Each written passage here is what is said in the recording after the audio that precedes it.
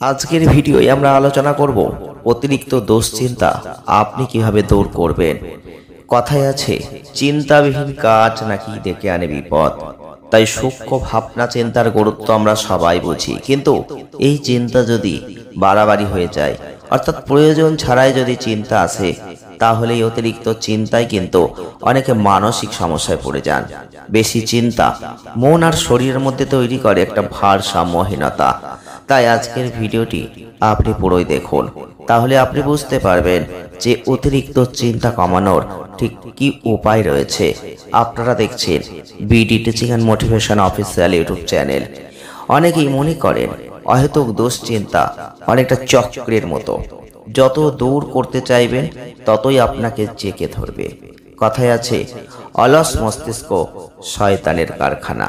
মস্তিষ্ক যত অলস বসে থাকে, তত মাথায় জমা হয় অহেতুক চিন্তা। তো আজকের ভিডিওটি পুরো দেখলে আপনি হয়তো অনেক কিছুই বুঝতে পারবেন। অহেতুক দুশ্চিন্তার সূচনা হতে পারে যে কোনো জায়গা থেকেই, আর তার প্রভাব পড়ে প্রত্যেক দিনের জীবনে। কাজের পরিমাণ কমে যায়। এই অহেতুক দুশ্চিন্তা সবার আগে প্রভাব ফেলে তার দৈনন্দিন কাজের ওপরে।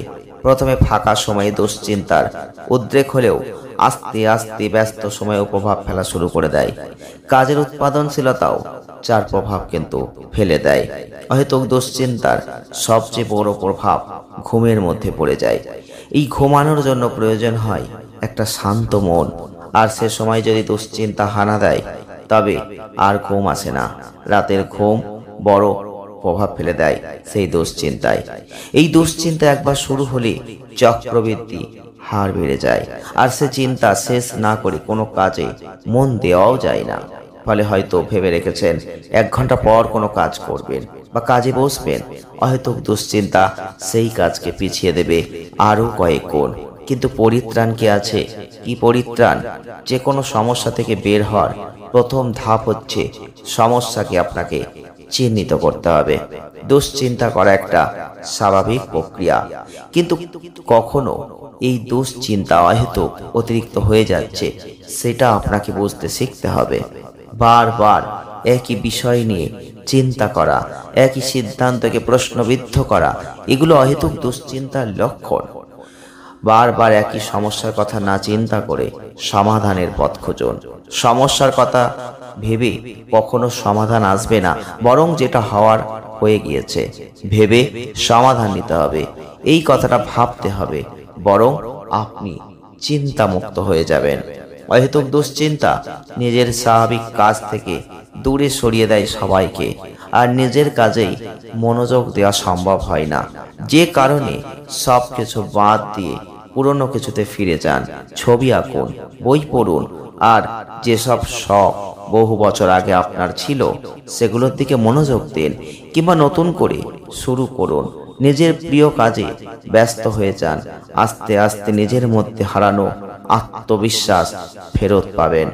অনেক সময় অহেতুক দুশ্চিন্তা মানসিক চাপের সৃষ্টি করে, আর যা থেকে খিটখিটে মেজাজ কিংবা রেগে যাওয়ার মতো ঘটনা ঘটে। তখন সেই রাগ গিয়ে পড়তেই পারে নিরীহ কারো ওপর। যে কারণে এই সময়ে আবেগ নিয়ন্ত্রণ করতে শিখুন, নইলে সামান্য রাগ হতে পারে আপনার জন্য অন্য কোনো সময়ের একটা দুশ্চিন্তার কারণ। বেশিরভাগ সময় মনে জমিয়ে রাখা কথাই সৃষ্টি করে দেয় দুশ্চিন্তা। তাই যখনই মনে হবে মনের মধ্যে দুশ্চিন্তা বাসা বাঁধছে, তখনই নিজের প্রিয় বন্ধু কিংবা কাজের বা কাছের মানুষের কাউকে সব খুলে বলুন। দেখবেন নিজেকে যথেষ্ট ভারমুক্ত মনে হবে। অতীতকে অতীতের জায়গায় থাকতে দিন। যখনই মনে হবে অহেতুক চিন্তা নিজের মনে ঘুরপাক খাচ্ছে, দীর্ঘ একটা শ্বাস নিয়ে ভাবুন, যা হয়েছে ভালোর জন্যই হয়েছে। অতীতকে চাইলেও পরিবর্তন করা সম্ভব নয়, ফলে ওসব নিয়ে ভেবে কোনো লাভ নেই। অতীতকে অতীতের জায়গায় থাকতে দিলেই বরং সবার জন্য ভালো। আর এই চিন্তা নিয়ে নতুন করে কাজ শুরু করুন, তবেই এই খারাপ চক্র থেকে বের হতে পারবেন। একটা কথা মনে রাখবেন, দুশ্চিন্তা মানুষের স্বাভাবিক চিন্তাধারারই বহিঃপ্রকাশ। দুশ্চিন্তা করাও দোষের কিছু নয়, কিন্তু এই দুশ্চিন্তাকে নিয়ন্ত্রণে রাখার দায়িত্ব কিন্তু আপনারই। খেয়াল রাখবেন, দুশ্চিন্তাকে যেন আপনি নিয়ন্ত্রণে রাখেন, দুশ্চিন্তা যেন আপনার জীবন নিয়ন্ত্রণ না করে দেয়। ভিডিওটি কেমন লাগলো কমেন্টের মধ্যে অবশ্যই বলবেন। ভালো লাগলে লাইক করবেন, শেয়ার করবেন আর চ্যানেলটিকে সাবস্ক্রাইব করবেন। ধন্যবাদ।